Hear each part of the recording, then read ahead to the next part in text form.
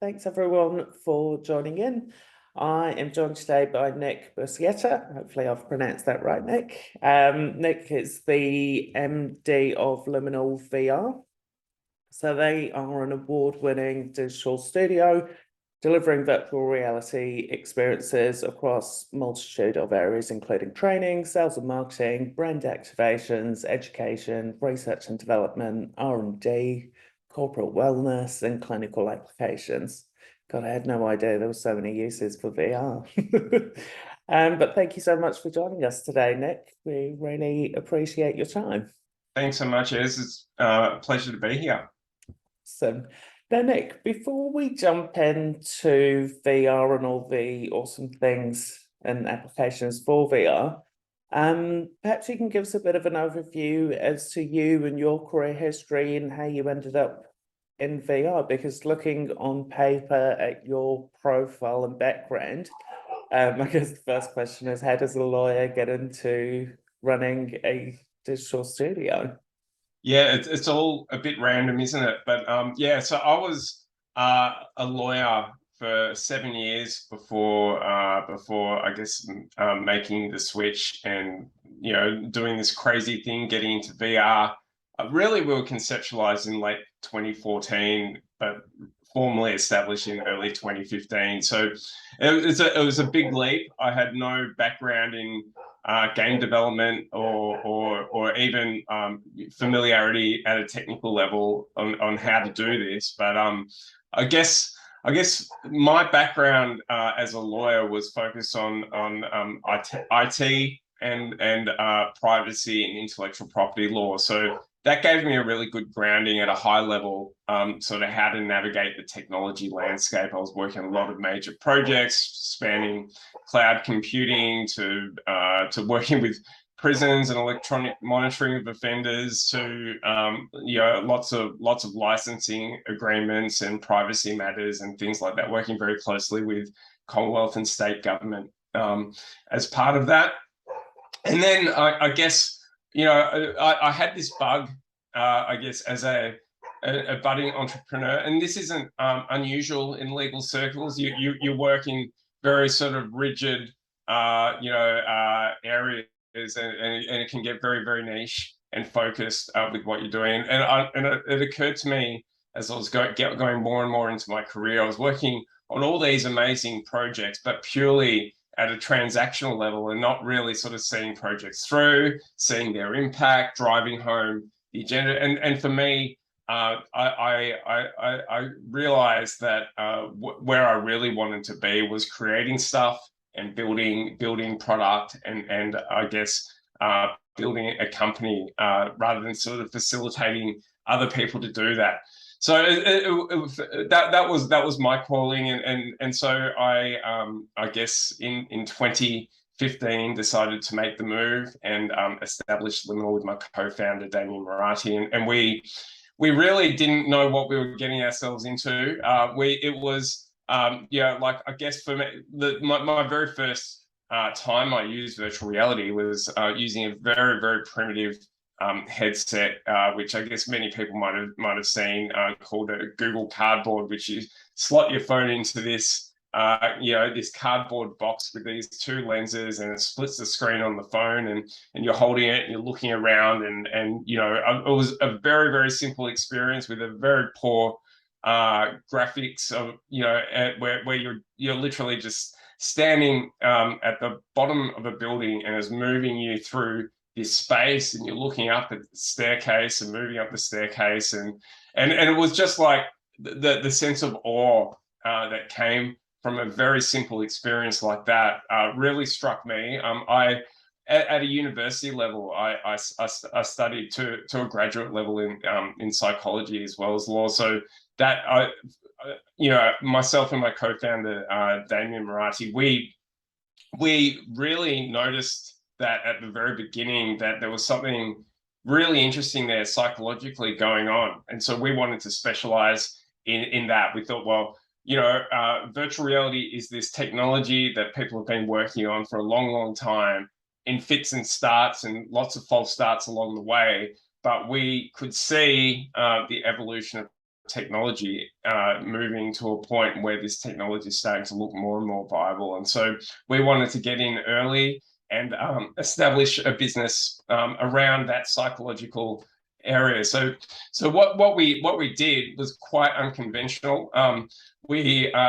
Most startups stay very, very lean, and they're focused on, okay, the two founders looking at looking at the market, doing their market analysis, coming up with an idea, going to an investor, getting seed funding, and then once they get someone to write them a check, then trying to work it all out. We wanted to establish the fundamentals of the business at the very get-go, which is tricky because the technology was very, very new. But we knew a few things. We wanted to create the best virtual reality content we could possibly create, but we also wanted to drive a research agenda that's focused on the, I guess, induction of emotional and cognitive states in VR. So we established a team with neuroscientists and psychologists, as well as a long virtual reality developer at the beginning.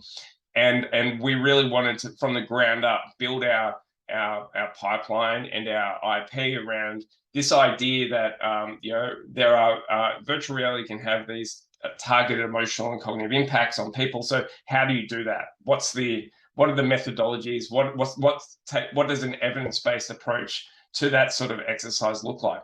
So we established Liminal and conducted a whole bunch of research into this, did some rapid prototyping, and then it quickly became clear to us, not surprisingly, that we needed projects to bring money in. So we started expanding our,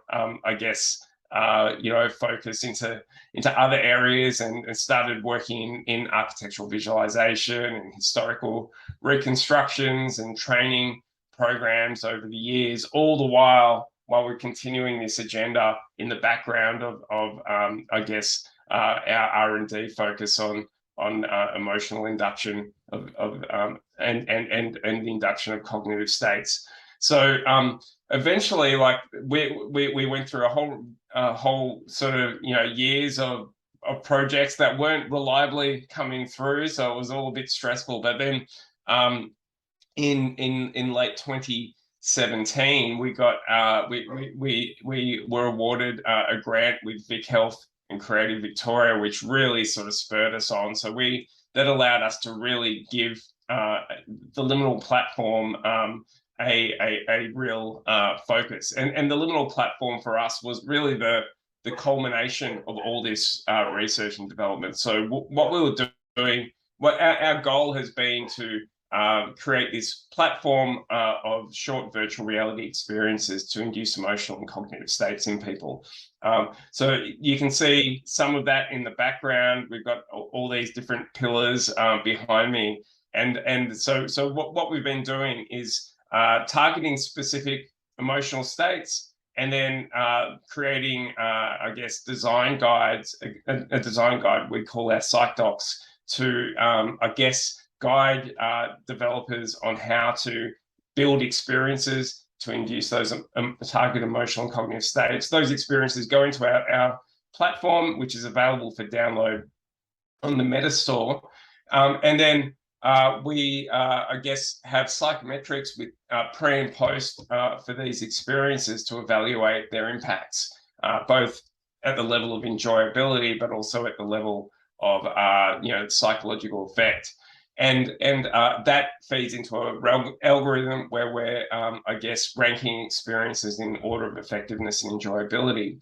And so what we're doing is we've consolidated all our research, which is ongoing, it's still happening to this day, into a design guide, which we share with partners in Australia and all over the world, mainly game development schools, but increasingly we're getting companies and freelance developers coming on board as well to build content with our research. And so we've taken this platform and collaborative approach to how we go about it. So I think at last count we've had about 90 or almost 100 experiences on the Liminal platform now over over about 3 or 4 years. So it's a growing beast, and yeah, it's something that that we're really excited to continue building out. But in addition to all that, we've got we're continuing to work on in other areas as well. So we've got our soft skills training suite. We've won various grants with government agencies and to build out simulated training around soft skills, and we also do a lot of bespoke project work with clients in VR and in other tech as well, around mainly in the training space, also in the marketing space as well. Amazing. God, what an epic history, Nick. I mean, I think of we've had quite a few entrepreneurs on the podcast, and it's challenging enough doing a startup in an industry that's established, but just thinking of VR and where it would have been in 2014, I think you mentioned it was quite primitive, and then carving out a new business in an industry that's quite primitive, and then having to do the research and having that real, and it's great that you guys did, and I imagine that's quite a big part of the reason why the business has been successful, is that real push on research and having to do that yourself rather than relying on an industry that's already established, that's done the research. That's right. For us, it was driven by a couple of things. Firstly, we're just passionate about the subject matter. It's something that we really believe in. It's what we see about virtual reality that is categorically different is that ability to induce emotional and cognitive states in people, and other people see other things, the ability for it to be social, and the ability for it to induce empathy, and the ability for it to I guess drive these very, very specific training outcomes, or whatever it may be. And that's all very important too. But we think underpinning all that is the ability of virtual reality to induce emotional and cognitive states. And the reason for that, we think it's better than other technologies at doing that. And the main reason is what you're doing. What makes VR different is you're placing people in a virtual world. You're giving them agency. They are part of that world, and they're making decisions in that world. So they're experiencing that world, a completely digital world, from a first-person perspective. So then the question is, how do you design that world to maximize that impact? How do you maximize that impact for, to help someone calm down? How do you generate a state of awe within that world? How do you distract people from their pain within that world through interactive experiences or other techniques? It draws in audio design and music. It draws in color theory. It draws in a whole range of different considerations, ranging from how much visual complexity do you have in the environment? How do you maximize a sense of presence? How do you set that context where people are going to be situated in that world? And so there's a lot that goes into VR design, but it's something that we think is where the future is going is in the present now. The industry is alive and well and growing very fast, but it's also a future. We can forecast days where virtual reality headsets isn't something in an organization. You might have one or two lying around that within the custody of an IT department that's managing it and handing it out to people. We see it as something that eventually we're going to be at a point where it's just a common technology that people use in their day-to-day lives, in their workplace. It's going to be something that's not this big sort of headset, but something that more sort of slims down into something approximating glasses, where you can sort of switch between real world and virtual reality and augmented reality, where you've got like holograms in your space. So that's the direction that we see technology evolving, and we want to be on the front foot and at the ground level of that evolution. So that's what drives us as a company, and it's also something that we see enormous opportunity moving forward as a very high growth and rapidly evolving industry. Oh, I can't wait to talk about the future cases of VR, Nick. I completely agree with you. I got off the phone with you after our initial call, and just thought I'd just carried on. My mind went away with me thinking about all the use cases, and it's quite exciting.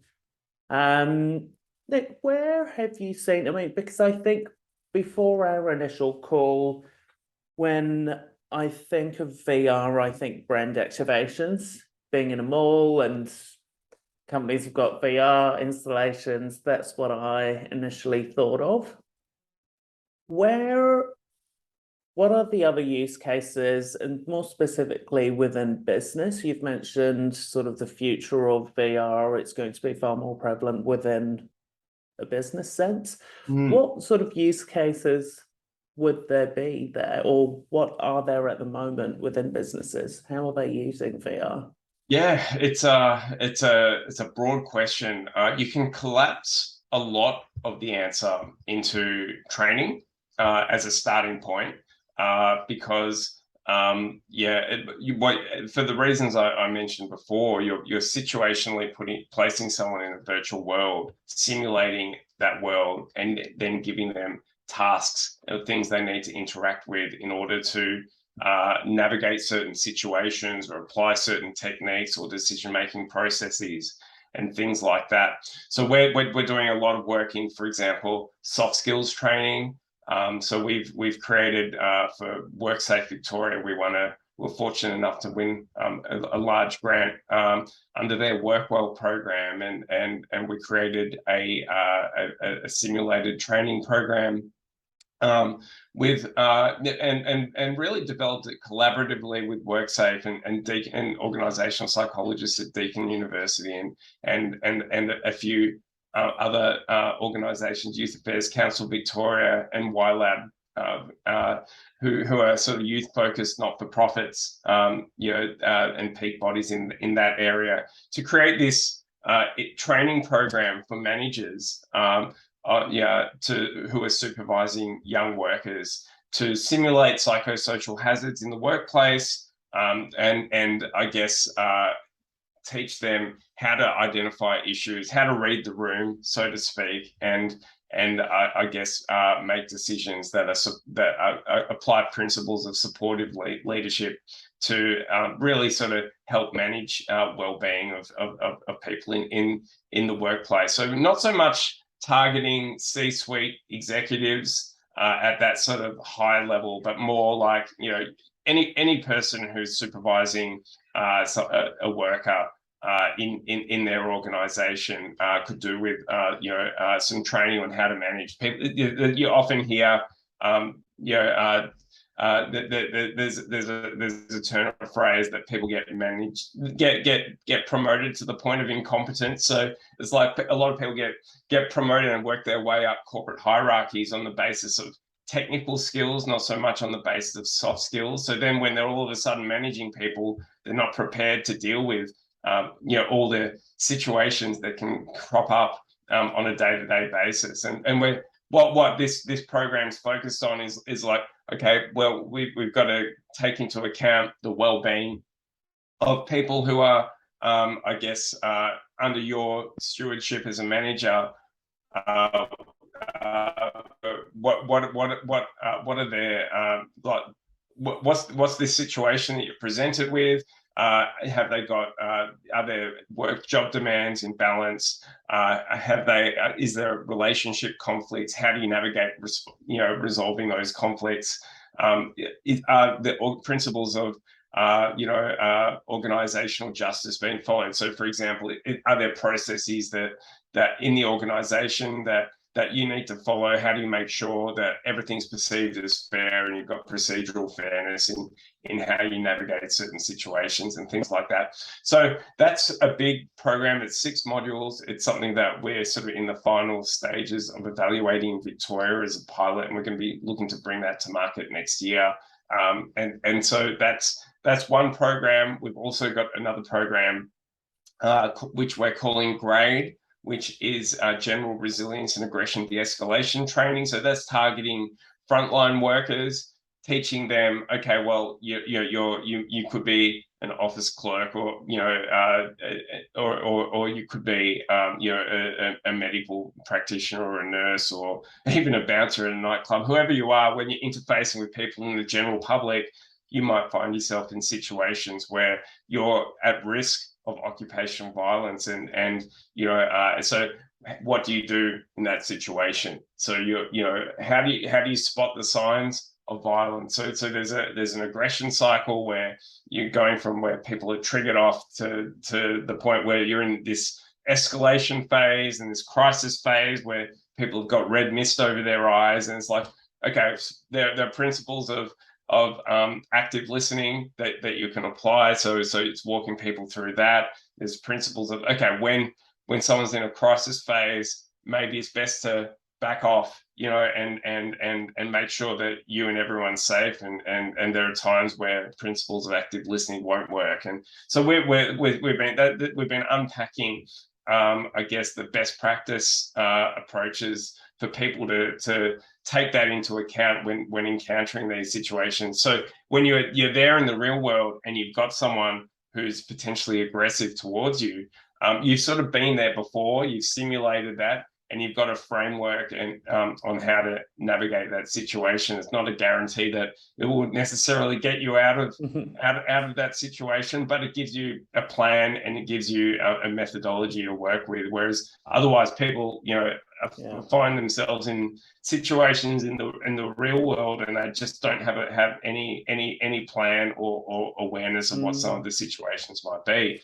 As part of that, we've been working with HealthScope to create, I guess, a medical practitioner focused version of that program as well. So we've been looking at ways to, I guess, create, getting focused as much on the soft skill side as the situational awareness side. So, for example, that we've created a scenario that stands for the, I guess, teaches people like anything in a room could be used as a weapon. So, for example, it could be something as innocuous as as cutlery or a chair or any piece of medical equipment or whatever it might be. So, like, if you feel you're at risk of potentially being in a volatile situation with a patient, where are the weapons? It could be anything. So building that awareness as well. What are the risks? Like maybe reading the patient's body language. Look at their demeanor. Look at their their disposition. Do they seem a little bit edgy and volatile? How do you risk assess that?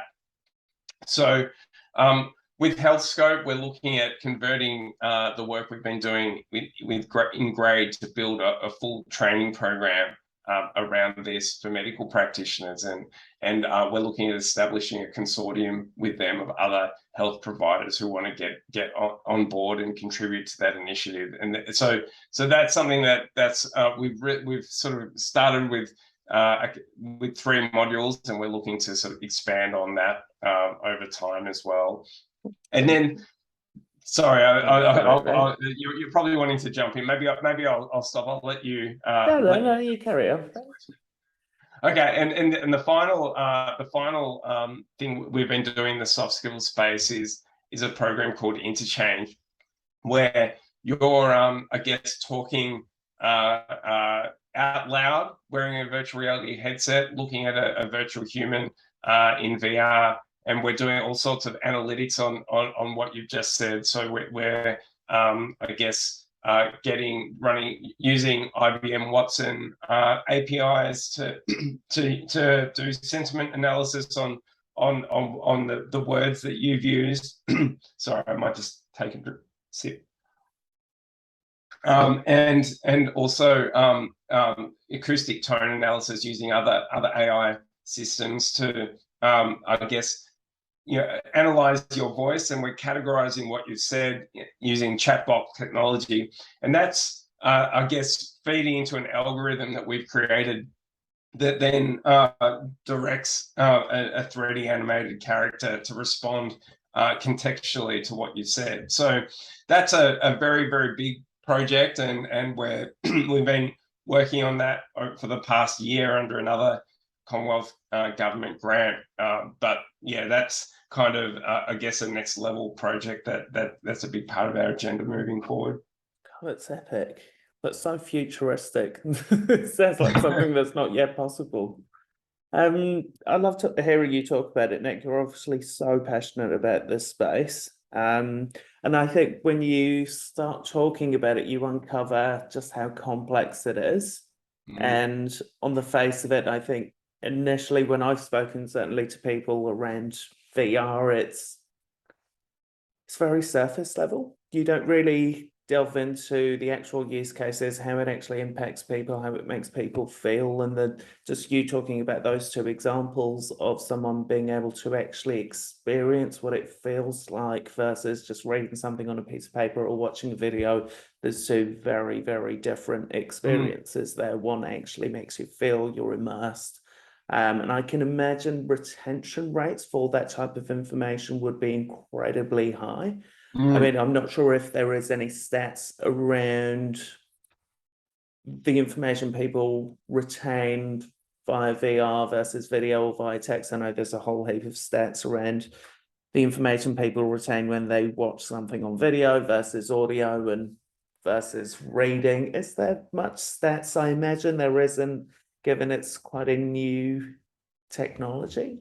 There is. I wish I could recite them as verbatim, but I can give you the effect of a lot of research. There was a really good study done by PwC, or when was it? Maybe 12 months ago they released it, which did exactly that. It compared, I guess, soft skills training context, compared retention and knowledge acquisition against conventional methods, including classroom-based learning and also other mediums as well. And it showed a huge impact of virtual reality, not just in terms of the ability for virtual reality to generate higher levels of retention, but also it was able to do that in a much faster way than conventional methods. So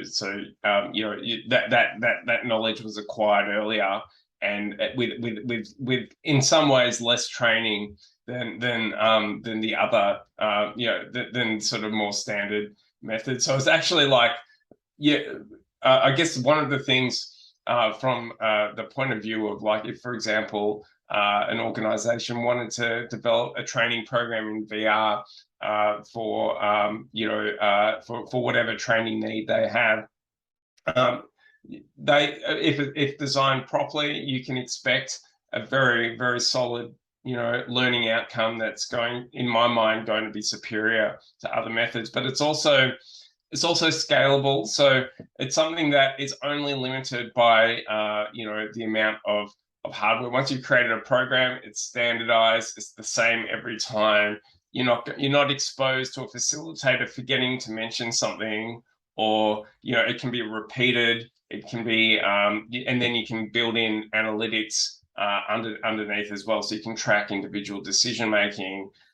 You can work out people's strengths and weaknesses. You can aggregate data to look at trends across the board, and so that's there's a lot of really, really good, fruitful benefits from a learning and development and training perspective that is I think increasingly being recognised in learning and development circles. And I think the most important thing with any virtual reality project is you need to define up front what are the outcomes you want, and then I guess you need to tailor programs and budgets to meet those outcomes, and then from a development point of view, what we do is we look to scope that up very carefully with clients, go through a process where we're sort of workshopping solutions, and then it really requires a multidisciplinary team to build it well. So you've got your programmers, your 3D artists, you've got script writers if you want, say, a narration or characters in the scene to be saying something. You want to script all that out, and then you then also have to think about the deployment side as well, and sort of where are you making this technology available? Is it going to be in a dedicated standalone room that people come to? Are you going to be taking it out to people? Are you in the field? Is it going to be in a classroom environment? And so there are lots of things to consider, but the impacts are quite wide and varied. And I think the other thing that's important to note is you can also build virtual reality experiences in a way that they can be adaptable to other mediums as well. So if you know that up front, then it could be something that you've got a sort of premium VR version, but something, if you want to distribute it, across different offices around the country, you can convert that into more sort of PC type formats as well. So thinking about interoperability is something that we would normally do if it was to kick off a major project with the client. God, it really makes sense, Nick. I mean, I think anyone listening to this, it would completely make sense, certainly from a training development perspective, experiential retention, you can see that working really, really well. And I think I don't think you would need to read the stats around retention. You would just know as a human how you would receive that information, and it would make you feel a certain way. You're experiencing it. With that, and I'm just trying to think from a marketer's perspective. I mean, most of our audience are senior marketers. Yeah. And a good campaign will make an audience feel a certain way. Yeah. And that will be successful for the business. It will make the campaign successful. End result, business makes money, etc., etc. Where are marketing teams, or how could they be utilizing VR within their departments, and where have you seen it work well aside from brand activations? Yeah, so obviously there's the events and conferences side of things, which I guess is the part you want to steer away from. But yeah, you can take VR, set them up at events, and run people through experiences and build an activation around that. We're seeing I guess there's also from an often the answer to that can be industry specific. So we've done work in architectural visualizations where you've got like 3D walkthroughs in VR of taking people through a property, and they can sort of see an off the plan property before it's being built, and we can simulate that as well. Just visualization of things that haven't been built at all is always a good use case for virtual reality. We're also seeing increasing trends as well in virtual showrooms. We're getting more and more inquiries, people interested in the shopping side of it, where you're in a, we've been asked at times to scope up projects where you have we're creating a showroom where people can walk in and maybe see a whole range of products that it could be sort of we've had some discussions in the fashion industry about that, where you have I guess looking at different options as to what might you buy, like what and then so how does that integrate with broader metaverse technologies like Web3 and NFTs and the intersection of those sort of technologies is something that I see as an emerging trend as well. We've also, and I don't know if, I guess marketing is a broad area that touches on a range of different areas. Like one thing that we've been discussing with some clients is how to promote industries and trades with virtual reality. We're doing a project with Wodonga TAFE at the moment, where we've created these sort of little mini experiences for the TAFE to go out and promote, I guess, the industries that they're supporting. So we've done little sort of cookery experiences, and we've done different, we've done a little sort of welding game type thing to engage students and bring them into get them interested in potentially pursuing careers in that field. We've also had discussions with clients on sort of building projects to I guess use to help with the recruitment process as well. So you can sort of take the headset out. Like one project that's an active discussion is looking at can we build a training program that we can take overseas and look to attract overseas workers to come and work in the farm that our client has been really struggling to recruit people. So as a recruitment tool, there's potential there as well. So yeah, there lots of different touch points. God, there really is, isn't there? I mean, even I was just thinking whilst you were talking, you mentioned that sort of retail space. There's huge area there. I mean, I'm currently furnishing a property at the moment and buying things online where you're going to multiple places. It would be incredible if that technology was available where you could go into a store and say, that looks great, that looks great, that looks great. Let's see what it looks like virtually in my space. And does it feel right? That would be incredible. God, I wish that was available right now, Nick. Yeah. and then there's also multiplayer virtual reality experiences as well. So virtual events and things like that. So we've talked about the classic events and conferences and brand activations where you're taking the hardware, you're setting up a big booth, and you have hopefully a big line of people coming in wanting to use your experience. But there's also been, I guess, in recent times, more and more, you type experiences where you've got your own avatar. You go to you host a virtual conference, and people all over the world can come and hear someone speak and go through an experience in a sort of shared collaborative sort of way as well. So yeah, lots of opportunities. I love it. I'm so geeking out on this, Nick. It's just such an exciting technology, I think, and an evolving one. And I can't wait to see what it looks like in 5 years, in 10 years, to see how we're actually using it day to day. And Nick, my final question before we wrap up, and it's a question we ask all of our podcast guests, which is, what do you know now that you wish you knew then?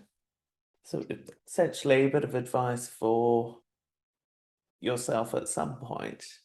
Yeah, look, that's a hard question. I think, look, one of the biggest challenges like there's a superficial answer. I wish I knew more about the field when I started, but really, like, it's more from a sort of business point of view. I think I think it's more how to manage IT teams for me has been a steep learning curve. Like, when like just working out ways to get the most out of people and systematize things and get people sort of working collaboratively towards the mission of a specific project or the company. That has required a lot of communication on my end that I think has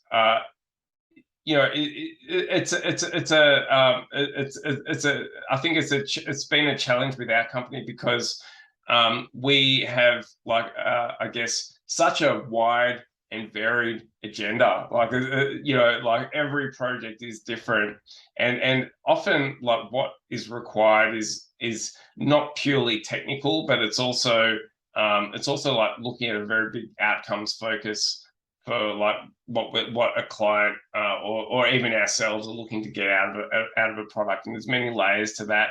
So sort of trying to feed that back to our team so they understand what's required in a very specific context is a challenge because it's a very dynamic thing. But like, I think we're getting better and better at that as time goes on. And I think for us too, the other thing that I've learned is when you're looking at tech, you don't build necessarily for tech today, you build for tech in the future. So you've got to keep a very, very close eye on not so much where, you know, what we can do out of current generation technology, but how adaptable are our current approaches to future technologies. And so like that's really guided our focus, you know, a lot as time has gone on, looking at, for example, we've been looking at a whole range of trends from, you know, one thing that really excites us is Web3. We think there's huge potential and huge overlap with what we're already doing there. So obviously looking at NFTs, but sort of blockchain technology more broadly in decentralized, I guess, platforms, but also AI assisted technologies as well. So, for example, we've been, you know, working a bit in the AI space in the last couple of years with the interchange product I described earlier. But one thing that's really sort of come to the fore in recent times, you've seen the rise of technologies such as Mid-Journey, and I'm not sure how much of your audience has come across these sort of technologies, but it's reaching a point now where AI tech is so good that you can enter a few words of text into a platform and it generates this amazing image that's completely AI generated, and hasn't had a human touch it. So you know, when we're thinking about future trends, what does that world look like when that starts to take hold more and more and more, and how do you set up for that, and how do you set up to leverage the benefits of that once that's becoming a bigger and bigger focus, and more just widely available. So there's always this one eye on 1, 2, 5, 10 years time, and trying to set ourselves up to leverage the benefits of, you know, of future worlds that don't yet exist. And being prepared, I guess. Yeah, that's right. Nick, thank you so much for your time. That was so interesting. I'm sure our audience will also find it really interesting. It's just such a cool topic, I think, and so many different use cases. And yeah, as I said, I can't wait to see where VR will be implemented over the next few years. For anyone that wants to reach out to you or your business, Nick, I'll pop a link to anyone that's listening if they wanted to reach out or check out what your business does. But yeah, thanks so much again for your time, Nick. Thanks so very much. much appreciated. It's been a pleasure. Thanks so much.